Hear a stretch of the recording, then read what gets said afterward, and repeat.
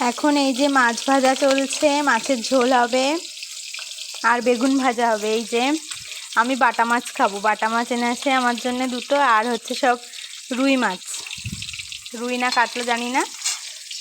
তো মা কিন্তু চলে এসেছে আর এখন মাছ ভাত দিয়ে ঝোল করবো। এই যে মা ছাদে গেছিলো জামা কাপড় আনতে, আর কিছু মেলে দিতে গেল আবার।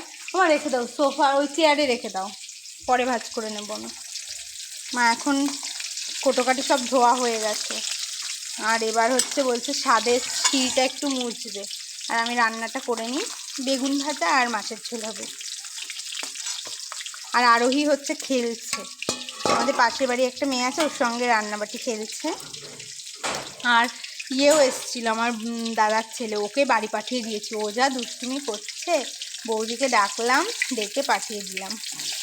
তো চলো আমি রান্নাটা করে নিই, তারপরে আবার তোমাদেরকে দেখাবো।